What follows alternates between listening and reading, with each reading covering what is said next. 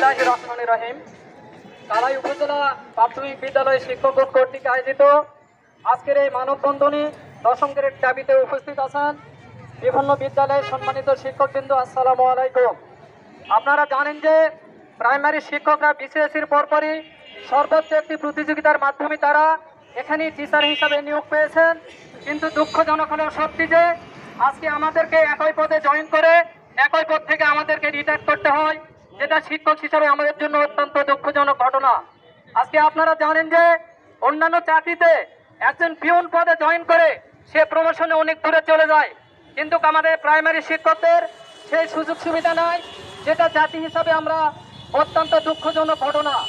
আজকে আমরা ভারতভুক্ত দেশগুলোর দিকে যদি তাকাই, তাহলে বেতন কাঠামোর দিক থেকে যদি আমরা চিন্তা করি, তাহলে বাংলাদেশের প্রাথমিক বিদ্যালয়ের শিক্ষকদের বেতন কাঠামো সবচাইতে কম।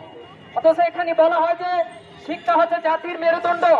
আজকে সেই মেরুদণ্ডকে শক্তিশালী করার ক্ষেত্রে যে গুরুত্বপূর্ণ ভূমিকা পালন করেন তারা হচ্ছে প্রাথমিক বিদ্যালয়ের শিক্ষক। কিন্তু প্রাথমিক বিদ্যালয়ের শিক্ষকদের যে অর্থনৈতিক মেরুদণ্ড সেটা অত্যন্ত দুর্বল। সুতরাং তাদের মেরুদণ্ডকে দুর্বল অবস্থায় রেখে আমাদের জাতিকে শক্তিশালী করা সম্ভব নয়। আজকে আমরা বলতে চাই যে 2024 সালের বৈষম্য বিরোধী ছাত্র আন্দোলনের মাধ্যমে আজকে যে সরকার ক্ষমতায় এসেছে, সেই সরকারের যিনি প্রধান উপদেষ্টা ডক্টর মোহাম্মদ ইউনূস, তিনি একজন টিচার। তাই আমরা একজন স্বজাতির কাছে আমাদের আবেদন হচ্ছে যে আজকে আমাদের প্রাইমারি শিক্ষকদেরকে অবশ্যই দশম গ্রেড দিতে হবে, যাতে করে আমরা আমাদের মেন্টাল স্যাটিসফ্যাকশনের মাধ্যমে, অর্থাৎ আমাদের অর্থনৈতিক ভিত্তি যদি শক্তিশালী হয়, তাহলে কিন্তু আমরা শ্রেণীর পক্ষে আমাদের অর্পিত দায়িত্বকে সুন্দরভাবে পালন করতে পারবো। সময় সংক্ষিপ্ত, তারপরে আমি একটি কথা বললেই নয়, সেটা হচ্ছে যে সৈয়দ মোস্তফা আলীর একটি গল্প থেকে আমি রেফারেন্স দিতে চাই। একজন ইংরেজ পরিদর্শক, তিনি একজন বিদ্যালয় পরিদর্শনে গিয়েছিলেন। তার সাথে ছিল একটি কুকুর। সেই কুকুরের পা ছিল 3টি এবং সেই কুকুরের পিছনে তার মাসিক খরচ হতো 75 টাকা।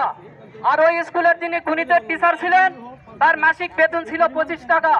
তখন তিনি ক্লাসে অঙ্ক করাচ্ছিলেন এবং ছাত্রদের উদ্দেশ্যে বলতেছিলেন যে কুকুরের পিছনে যদি 75 টাকা খরচ হয়, তাহলে কুকুরের 6টি পায়ের বেতনের সমান একজন শিক্ষকের বেতন। আজকে আমরা দুঃখের সঙ্গে বলতে চাই যে আজকে ব্রিটিশ আমলের সেই শিক্ষা ব্যবস্থা থেকে আমরা বের হয়ে আসতে পারিনি। সুতরাং আমি বলতে চাই যে আজকে আমরা জাতি হিসাবে যদি মাথা উঁচু করে দাঁড়াতে চাই, তাহলে অবশ্যই শিক্ষকদের সম্মান দিতে হবে এবং শিক্ষকদেরকে সম্মানজনক অবস্থানে নিয়ে যেতে হবে। এই আশাবাদ ব্যক্ত রেখে এবং দল নির্বিশেষে সকলকে ঐক্যবদ্ধভাবে এই আন্দোলনের পাশে থাকার জন্য অনুরোধ জানিয়ে আমি আমার কথা শেষ করছি। খোদা হাফেজ। বাংলাদেশ জিন্দাবাদ। সবাইকে ধন্যবাদ।